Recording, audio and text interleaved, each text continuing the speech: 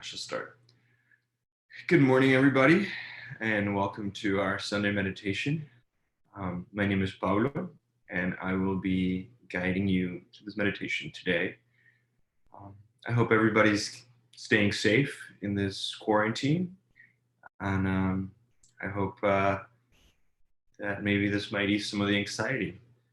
Um, I'd like to talk a little bit about what we're going to do today, which is it's a style of shamatha meditation, which is translates loosely to calm abiding. So the idea is that we find objects to focus our attention on for prolonged periods of time, and then we learn how to, when we get distracted, come back to that object of meditation over and over again. And by doing that, we're able to train our mind in directing our attention to what we choose to direct our attention towards, as opposed to what we're pushed and pulled to. Why might that be useful is something that I think it's important for us to consider. If we think about the world we live in today, um, of social media and TV and scary news all the time, it's very easy to be pushed and pulled in the direction that advertisers want us to go, or where politicians or the media wants us to go. And I think it's very relevant in the age of COVID-19, that if we allow for these forces to push and pull us, it will take us in a direction of fear and distract us from ourselves or motivation, love and compassion, if that's what we choose to be motivated by. It's easy to fall into the trap of those distractions. So training in the ability to notice that those distractions are there and they're pulling us in that direction, and yet choosing to pay attention to what we want to pay attention to. Hopefully, I think most of us here are at least in agreement that we want to be compassionate and loving and healed through that, as opposed to healed through or opposed to be like driven by our fears. So this is a practice that helps us and allows us to refocus ourselves over and over in our hearts and in our motivation. More specifically, the object of meditation of the two, we're going to do two different objects of meditation throughout this practice. The first one is going to be our breath. And our breath is a really nice object of meditation to become familiar with, because it's always with us, right? We always have access to our breath, and we can always be grounded or come back to it, no matter what's going on in life. I like to oftentimes, when things start to get a little chaotic throughout the day, whether it's work, whether it's like in a tough conversation, or maybe some anxiety around, what's going on or anything that's going on. It's easy just to remember to tap back into the breath. Just, maybe, count to 5, count to 10. We will not be counting our breaths, but we will be using that in and out, inhalation and exhalation, as the object of our meditation for the better part of today's meditation. We will sprinkle it across with some chanting meditation. Specifically, we will be chanting the syllable hum. This will just roll out, every, maybe 3 times throughout our meditation. I'll just start chanting it, and I invite you to join in from your home and just chant and just have that hum roll out. The interesting thing about the hum is that it's, because it's a sound, it's a little bit more active and more effervescent maybe than our breath. Our breath is a little bit more even. So it adds a level of action in our meditation that can slowly start to translate, and maybe being able to be present and choose to be present to things while we're moving in a day-to-day, while we're having a conversation with our friends, with our loved ones, with our work people. So we start to sprinkle a little bit more of a more active meditation, but it's still like feels safe and transitionary. So um, so that's basically the two styles of meditation we'll use today. I will try to guide you. Um, I encourage people not to be overwhelmed by the times that we lose our attention. That's normal. um, Fighting ourselves on it, or getting angry or beating ourselves up for it actually just causes more agitation. So, I will say this over and over again through the meditation, but just gently noticing that you got distracted and coming back. It's okay. We have minds. We get distracted. Um, no reason to get frazzled. Um, with that all being said, let's start. I think I have a bell here, so we can use that.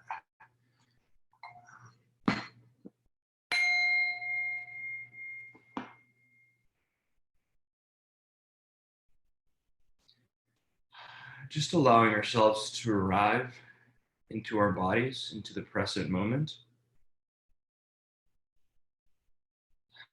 finding a comfortable seated position. It's nice to wiggle back and forth, side to side, finding a place where both our sits bones are making contact with either our chair or our cushion. Um, from there, we're building, that's the foundation to the house, that's the foundation to our body. From there, we stack our vertebra one over the other naturally so that we find an easeful yet straight position for our body. It should feel natural, not forced. Feeling the support of your skeletal structure just holding you there without the need of anything else. As you find your vertebra on your cervical spine and your neck, notice that they like to be a little bit, just, or your chin bends a little bit, and for them to be straight, like a string coming out of your head, just bring your chin out a little bit. And that way you get a nice natural evenness to your spine where you can rest easily yet attentively. I like to also feel my heart, and feel my heart how it just sits above my sits bones, and it's open, not constricting, not over open, just naturally opening the heart over the hips. Noticing if there's some excess tension anywhere in the body. Noticing it maybe around the hips, inviting an in breath, allowing that to, as you exhale, to relax a little bit. Maybe you're holding tension in your belly or your chest. Again, just inviting your in breath into that area. Then as you exhale, allowing for that to relax a little bit. I find that most of us hold a lot of tension in our shoulders and our jawline. So just letting sort of your neck expand and your shoulders fall away from your ears as you exhale. And this way, finding more space in our bodies for the breath and for more relaxation that allows us to pay attention to it without feeling like it's a strain. And then finally, when we feel comfortable and easeful in our bodies, just turning our attention to our breath. Maybe you find it at the tip of your nose, feeling the air come in and out. Maybe you feel it in your lungs as they expand and contract. Or maybe you've been doing this for many years and you want to come down to your dough, which is a place 2 finger widths below your navel and 2 finger widths in. And you're able to track your breath there. At this moment, it's not really important where it is though just where it's accessible to you and where you feel comfortable with it. Just tracking your breath as it comes in and out.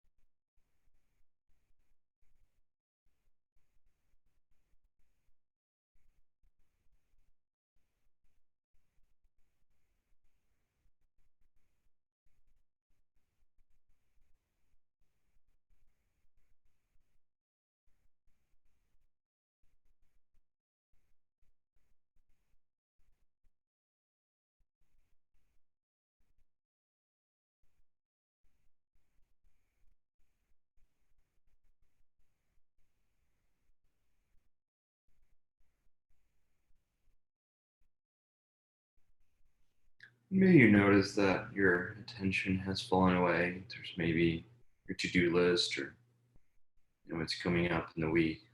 Maybe what's happened throughout the weekend. That's okay. No reason to beat up yourself about it. Just noticing it, touching that distraction lightly, and without really doing anything to it, just coming back to the breath. It's just a matter of noticing that there are thoughts, we have mind, and that's okay. And just gently guiding our attention back to our object, in this case, our breath.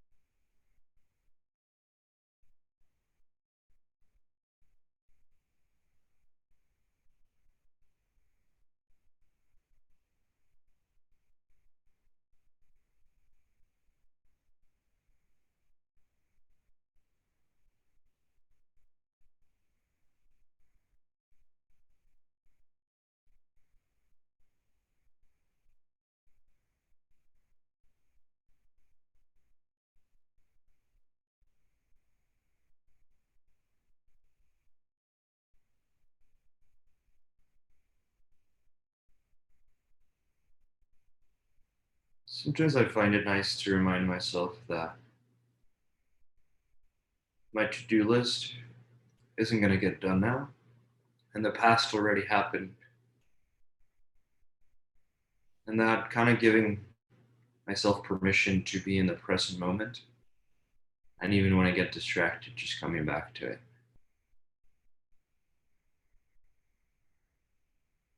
That helps you. I encourage to do it.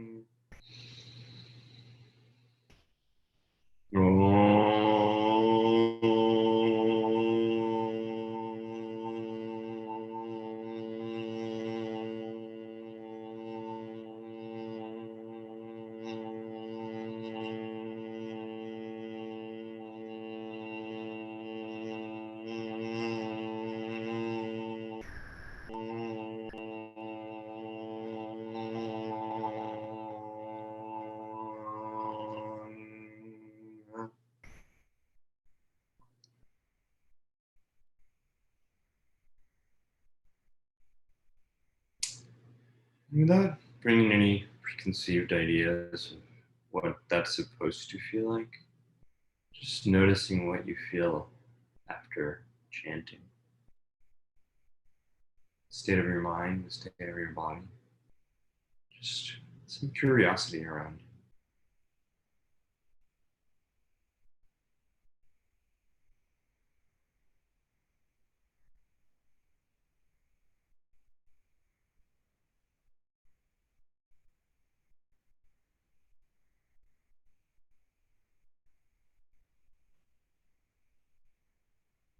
And as that experience subsides, just bringing your attention back to your breath.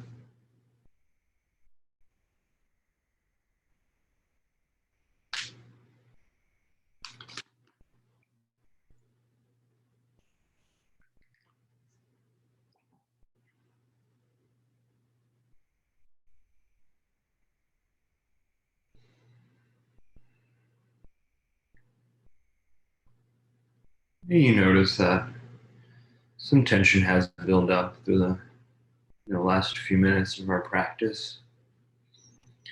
Just bringing attention to your body for a few seconds, maybe a minute, just to notice where you might have that excess tension build up and inviting your in breath into it, then allowing a soothing out breath to release some of that excess tension.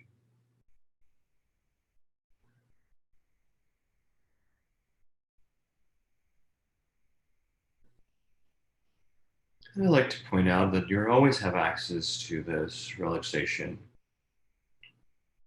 So throughout the day, noticing when we've built up tension, allowing our breath to cleanse some of that tension. It's a very useful tool to go away along with our meditation.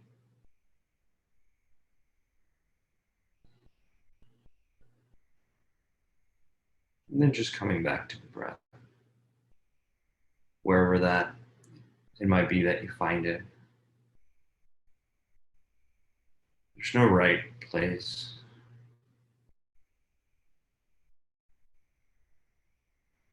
Just following the breath in and the breath out.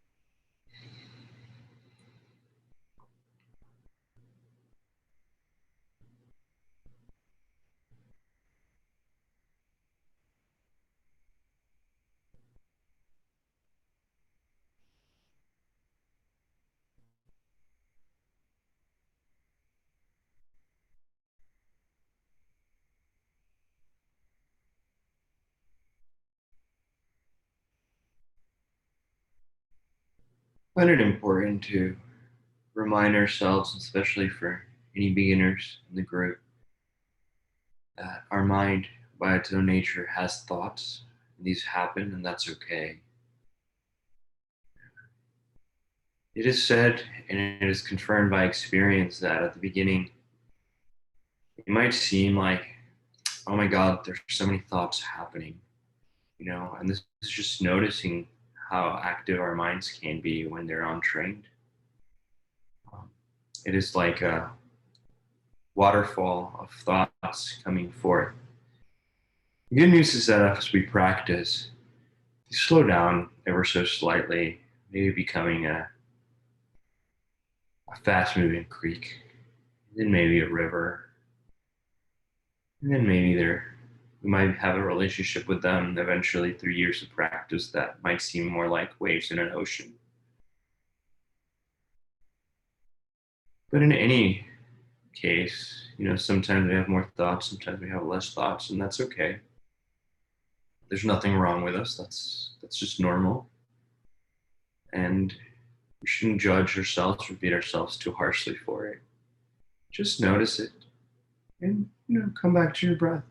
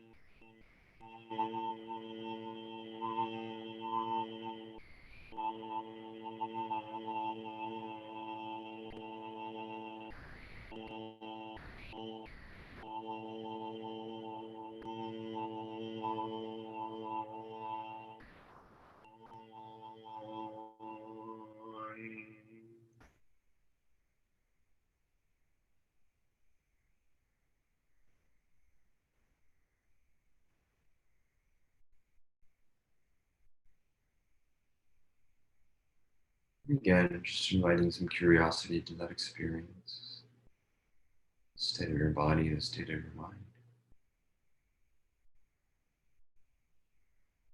There's no right answers, just curiosity.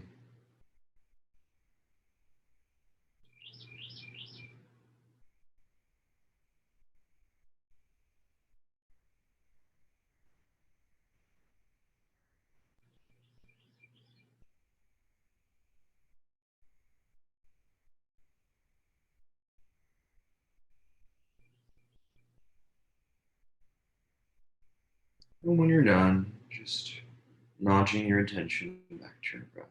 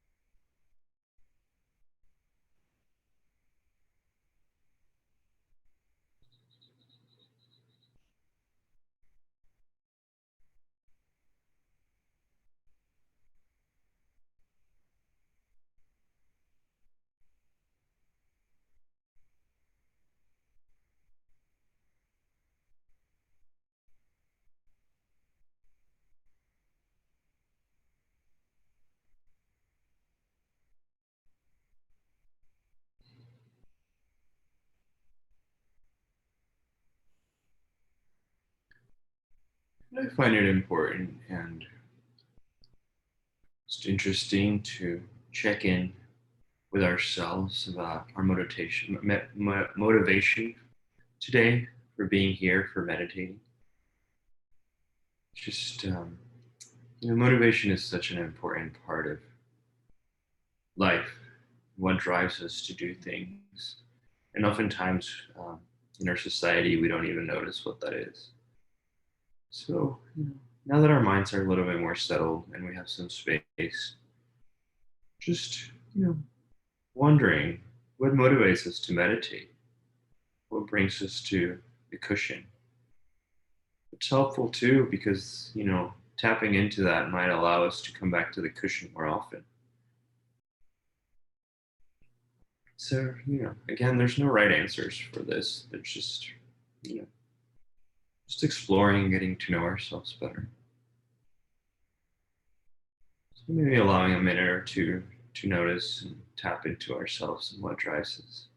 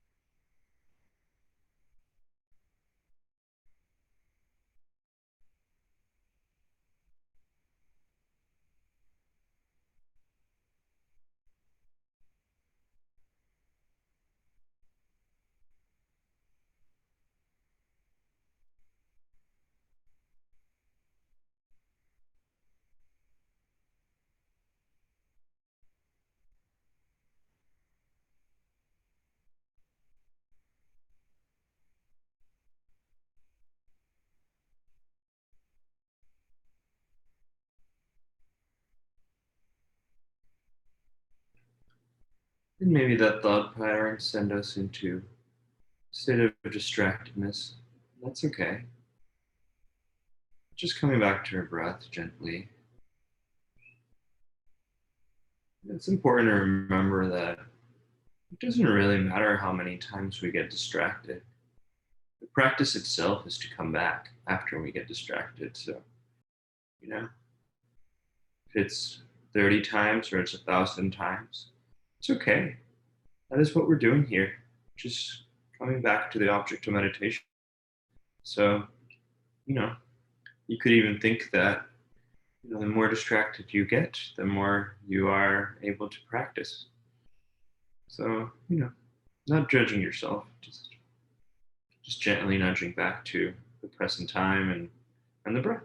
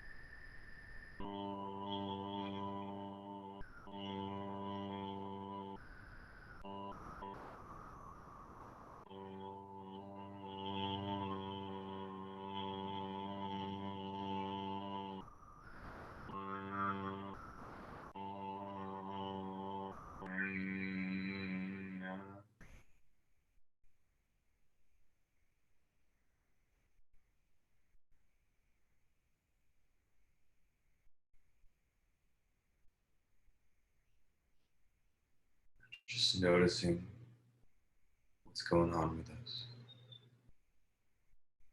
No judgment, no expectations, just noticing.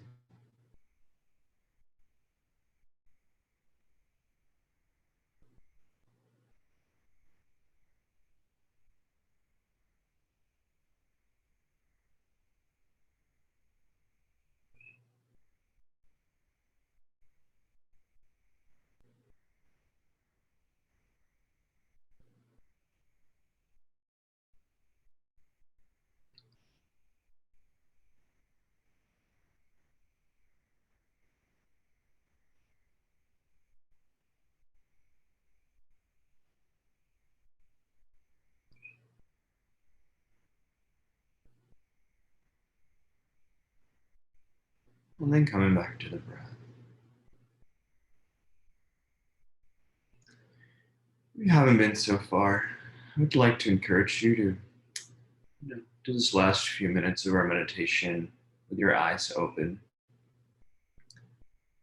In our tradition, um, we meditate in order to be more present, to be able to show up better. So the idea of keeping our eyes open is that we're not shutting away the world while we meditate, but we're encouraging it to be here and now, and we're okay with that. We're open to it. So with hearts open and eyes open, try to be present.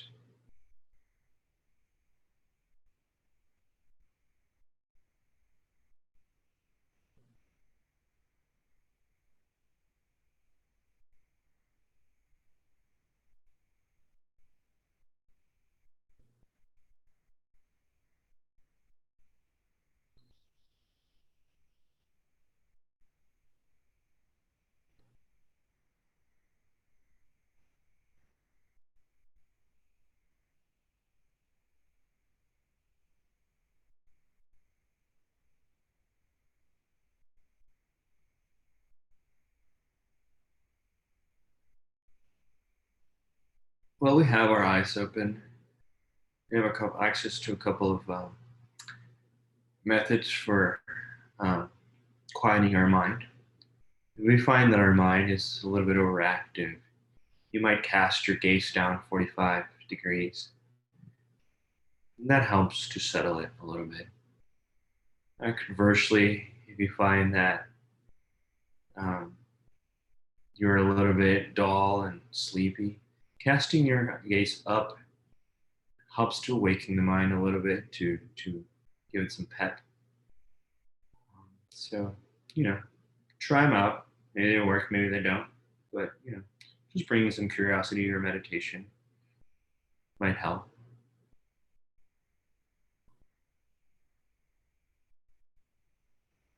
And as always, just coming back to the breath. Maybe some sights distract us. That's okay. That's normal. Just nudging our attention back over and over again.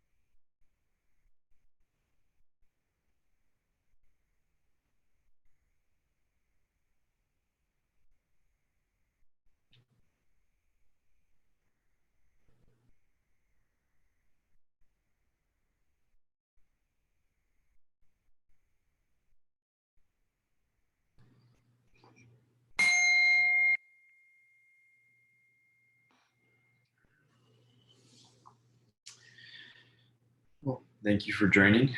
And we'll dedicate the merit of our practice to all sentient beings, but also to the list of names. By this good, may I swiftly once become a great guru, lead all beings, everyone, to reach to that very ground. May all beings always have happiness in its causes. May all beings always be free of pain in its causes.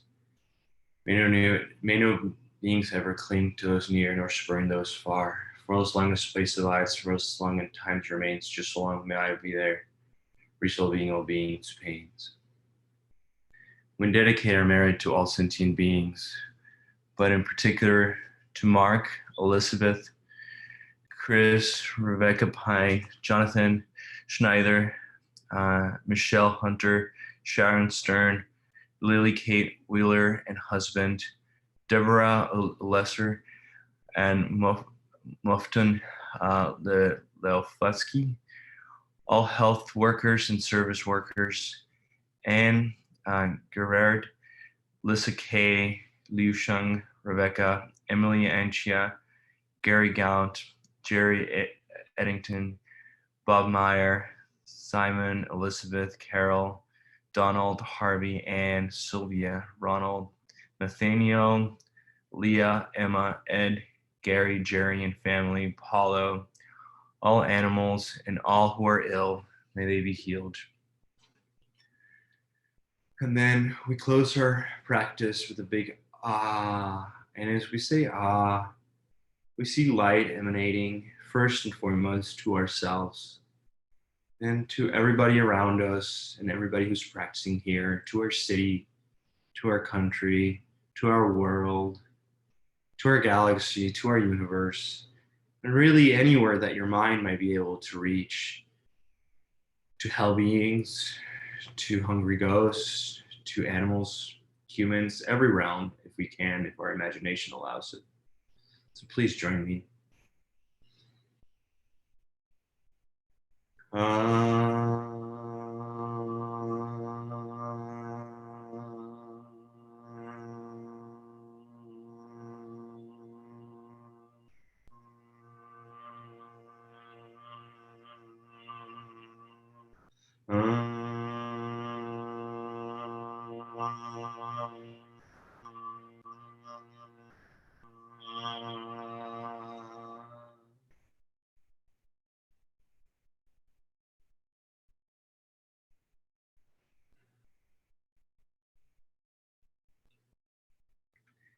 And thank you everybody for joining us today. I hope you have a wonderful rest of your Sunday and a wonderful week, and may you all be healthy and sane throughout this quarantine. Thank you. We are meeting on Tuesday and Friday from 7 to 8 p.m. We have meditation, a little teaching, and the conversation with people in the community. We welcome everyone. Take care, everyone. Stay healthy. Thank you, Paolo.